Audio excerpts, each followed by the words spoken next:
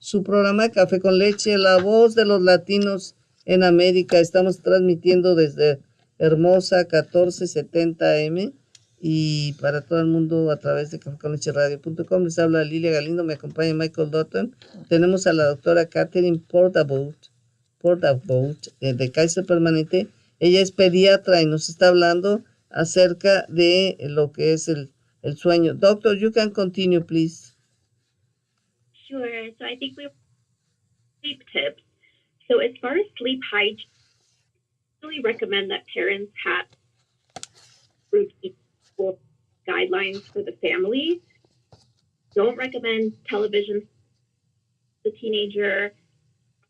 Hardest tip to family, and as I know, doctor, do you know the communication is getting cut so bad? Yeah, we can only hear about every fifth word. What? Telephone call you? That maybe. Oh. Maybe that might get a better connection. Please, doctor, because we lose a lot of the conversation.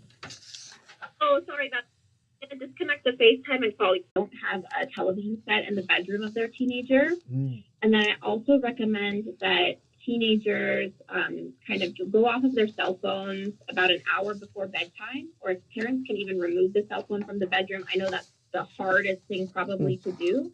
That also can help kind of the child wind down and get better sleep and rest for the night.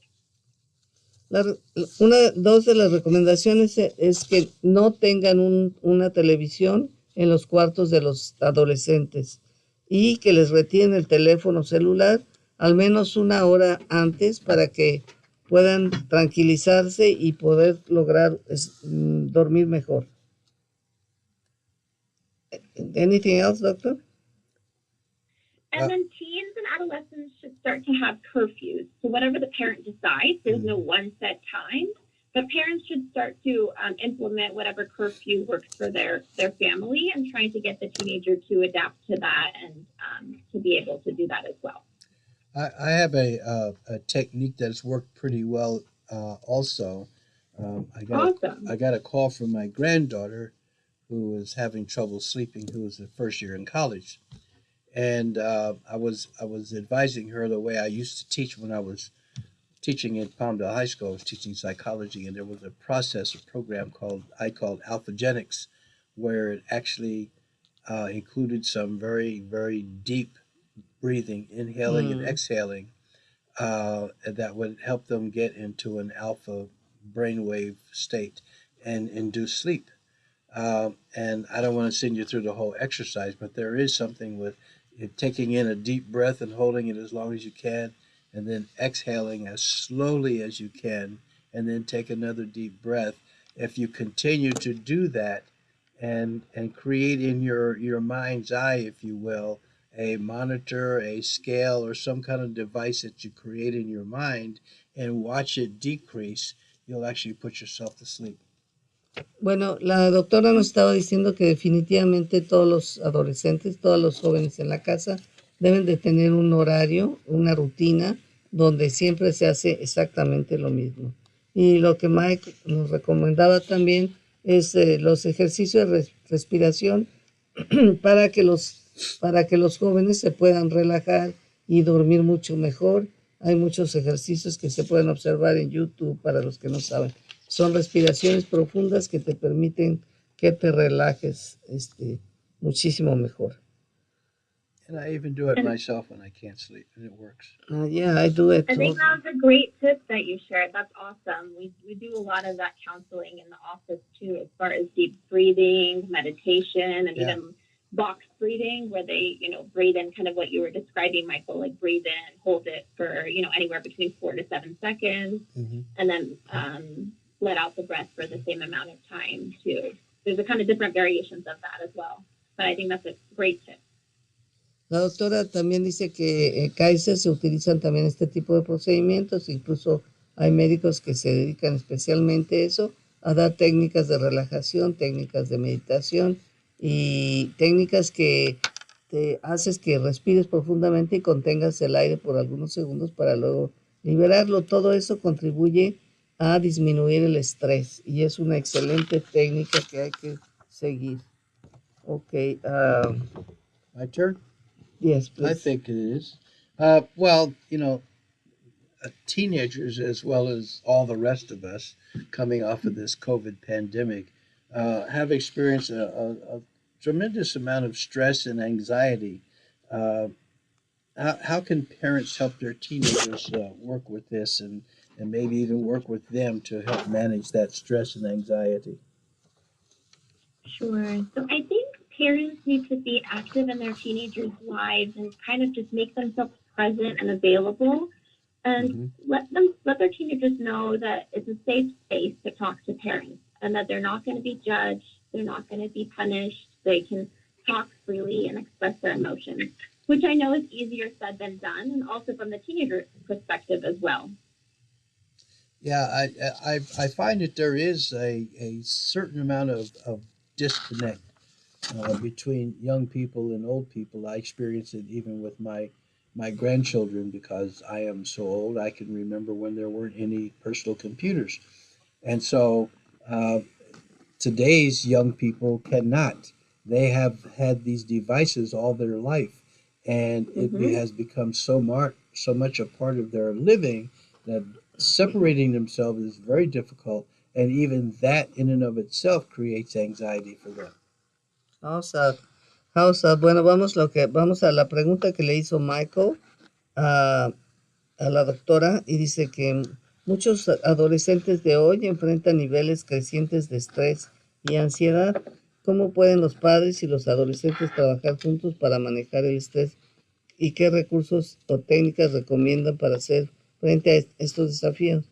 Y la doctora dijo, bueno, deben de hacerles saber a sus hijos que hablar con ustedes, con los padres, es un lugar seguro, que no va a haber ni les van a aplicar nada de disciplina, ni les van a castigar por nada, ni les van a juzgar, simplemente les van a escuchar. Eso tiene que estar bien, bien claro, que los hijos tienen la confianza de ir a comentar todos los problemas con los padres como si fuesen sus amigos, sin necesidad de preocuparse por ninguna consecuencia.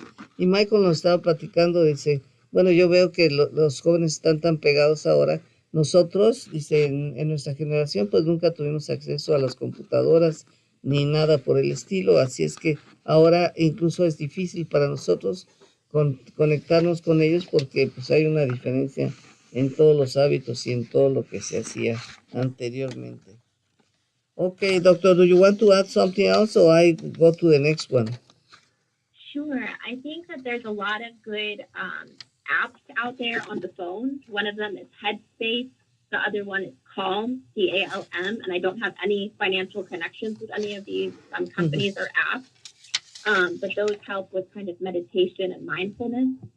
And also kind of just finding what gives your child joy. So meditation may not work for every child, whether it's sports, writing in a journal, drawing, going on a walk with the family, getting some exercise at the gym. Basically, it's finding some joy for your child and something to help them cope with their anxiety or their stresses in a good, positive way. Bueno, dice, hay varias aplicaciones que se pueden encontrar en el teléfono celular o en la computadora que les pueden ayudar con estas cuestiones de ejercicios para calmarlos. Uno de ellos es Calm. What was the first name? Could you spell the first name of the application that you say, please? Oh, sure. The first one is Headspace. Head like David, SPACE. That's one of them. And then the other one is Calm. Yeah. CALM like Mary. Okay. Bueno, estas aplicaciones sirven a todos los estudiantes para que puedan relajarse y controlar la ansiedad. Dice, pero obviamente habrá algunos niños que no reaccionen o que no les guste este tipo de actividades, que no lo disfruten. Entonces hay que buscarles qué es lo que les gusta. Por ejemplo, escribir sus memorias en un diario o salir a caminar o escribir o cualquier otra actividad que ellos disfruten para relajarlos de todas el estrés que se confrontan. And doctor, how can you know that your son has depression? Or the other day a lady called us and she said that her her teenage his her teenager killed himself, and that she never realized anything, that she didn't notice anything bad. He was studying in another city, but they have contact by phone, and he came to Palmdale to kill himself in a parking lot or someplace. But I am feeling so bad because I never even realized that he was in such a bad shape. Oh, that's so sad. I'm so sorry to hear that. In teenagers, sometimes it's really hard because in adults, we typically think of, sad feelings, crying, keeping yourself in your room. Sometimes teenagers can keep it all to themselves. And sometimes teenagers can rebel or have anger outbursts, and that's kind of a display of their depression as well. Mm-hmm. As pediatricians, we do screen teenagers for depression at all of their wellness checks, but sometimes it's very challenging. There are, and I'll tell you about it maybe after you translate this a little bit, there are a few helplines that parents can call or text into. Bueno, le estaba yo preguntando, doctora, bueno, ¿cómo se puede uno dar cuenta de que el hijo está teniendo problemas de depresión? Porque tuvimos hace algún tiempo en el show una mamá que dijo que su hijo, ella era un adolescente, ya se iba a graduar de high school, y ella nunca notó absolutamente nada. Claro, el hijo ya no vivía con ella, vivía en la universidad, pero vino aquí a Palmdale y se quitó la vida. ¿Cómo le hacemos para detectarlo? Dice, bueno, en los jóvenes de esas edades, lo que se llama teenagers, es mucho más difícil detectarlo. En una persona adulta, pues notamos que está durmiendo mucho, comiendo mucho, que se abstiene de tener contacto con las demás gente, se aísla, etcétera. Pero en los jóvenes es mucho más difícil. A veces, por ejemplo, son actitudes de rebeldía, de agresión, y por eso nosotros en Kaiser Permanente les hacemos un examen para que podamos detectar la depresión. Oye, Violeta, vamos a continuar y ahorita le seguimos. Okay, doctor, now you can continue, please. Sure, thank you. So a couple other things that the teenager might exhibit are changes in their sleep patterns, new sets of friends that you've never met before, signs of, a substance abuse, signs of self-harm, just new thoughts or speaking in ways that you hadn't heard them speak in ways like that before as well, or just something that is not like their usual, so something that seems off. And I would encourage parents to take their child to their pediatrician if they have any concerns like that whatsoever. Bueno, dice, si su hijo, por ejemplo, está teniendo diferentes tiempos para dormir, cambió o sea, nomás de dormir en la noche, ahora está durmiendo o no durmiendo por las noches, que tiene amigos que nunca le había conocido, son amigos diferentes, que tiene actitudes agresivas o permite el abuso, y que expresa ideas que nunca le había escuchado. Yo les recomiendo que en esos casos lleven a sus hijos con el pediatra para que les haga una evaluación de salud mental. Okay, doctor, you can continue now. And the last thing that I wanted to say about this was that there's two important numbers to know for families and also any teenagers that may be listening. The first one is the National Suicide Hotline or National Suicide Prevention Lifeline, which is 988. You can call that number at any time, 24/7, and it does not just have to be suicidal thoughts. But that is the new national number, which was revised to make it an easier number to call any point in time. And a parent can call or a teenager can call if they need help at any time. Alguien que sorry, go ahead. Alguien que necesite ayuda con la cuestión del suicidio, hay una línea telefónica que es muy fácil de recordar y que opera las 24 horas del día, todos los 365 días del año, y es la línea del suicidio, y es el 988.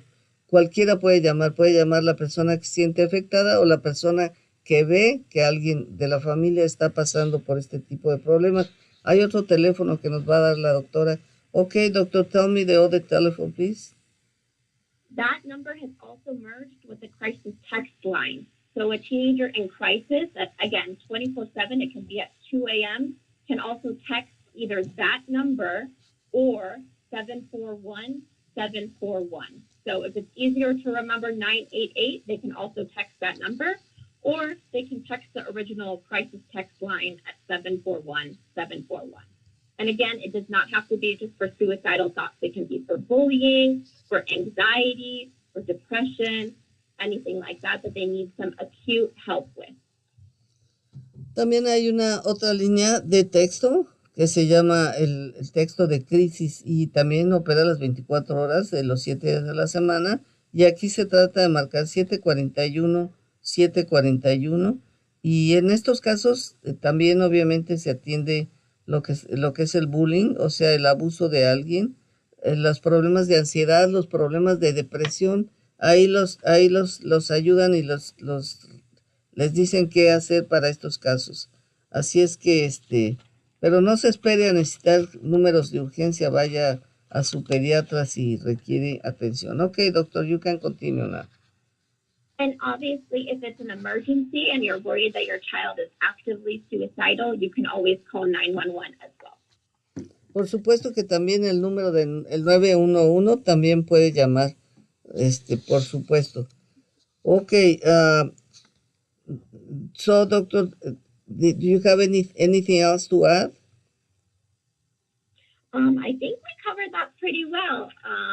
As far as the stress goes, it's really challenging. We're in a really challenging time with the pandemic. I hope that things will get better over the next few years, and I think we just have to be a team with the doctor, with the parent, with the teenager, and just be involved. And it's okay if your teenager shuts you out at first, and just kind of be there, be a presence for them, let them know that they're supported, and also take advantage of your pediatrician to also kind of check in with your child as well. We do talk to patients by themselves as well in the room to check in on them and make sure that everything is okay. So just know that you're not alone, and we're a team approach just to help your child and to make sure that they're well in all of those areas, their health, their well-being, their sleep, and their mental health. La doctora dice que esta ha sido un tiempo muy difícil con lo que respecta al COVID, pero que es posible que en unos pocos meses más o años esta situación se componga, pero mientras tanto, pues deben de saber de todos los recursos que existen para que puedan los jóvenes salir adelante. Ya nos dio recomendaciones muy importantes de separarlos y crear rutinas saludables, y dice que aprovechen el servicio que les da su pediatra si notan algún tipo de cambio en la conducta de su adolescente, vaya con el pediatra. Doctor, thank you so much for your help. There is, yes, and doctor, there is a little tricky situation because, particularly with teenagers, because normally they want to distance themselves from the adults so that they can sort of figure out how to pave their own way in life. And when the pandemic hit, it forced everybody to be in the same space, in the same place. And that normal period of separation, that normal transition of watching your peers do and say and become so that you can figure out how you want to do and say and become was eradicated. It was sort of blown up. Now we've got to see how we can support these youngsters in helping them do the things that they would have been doing watching their peers, because we're very gregarious. We're always watching one another to figure out how to act and react and respond in given situations. And that was kind of taken away with that pandemic. Yes, absolutely. You're spot on. And it's so challenging. And now we're kind of playing catch up and trying to help all of the teenagers that didn't get those experiences that other teenagers in a non-pandemic state would have had. That's true. Bueno, indeed. Michael nos está hablando además de cómo estos tiempos del COVID-19 forzaron a todos los jóvenes que normalmente están en la escuela aprendiendo de sus compañeros de cómo comportarse, qué hacer, pues ahora se vieron se necesitó que estuvieran las 24 horas del día con la familia y sin tener la posibilidad de tener el contacto con sus compañeros, lo que ahora, bueno, pues les da la oportunidad ahora que han regresado a la escuela, pero sin duda momentos difíciles. Doctor, thank you so much for your participation. I'm sorry that we have you a little more time, but it was so important to hear this information. Oh, thank you so much. I really enjoyed being on the show. And just a very quick thing, there are a lot of mental health counselors, professionals, therapists, etc. out there for teenagers, patients, adults alike. And I know we have a lot of stigma in our society, and it's okay to reach out for help. And I just wanted to leave you with that. So thank you very, very much. Thank you so much. Bueno, la doctora nos dijo que nos quiere dejar con la idea de que además hay muchos recursos para salud mental, que estemos atentos y no tener miedo, quitarnos el estigma de la salud mental. Es como si no te funciona el hígado o el estómago. Thank you so much, doctor. Have a nice day. Hasta la vista. Have a beautiful day to you.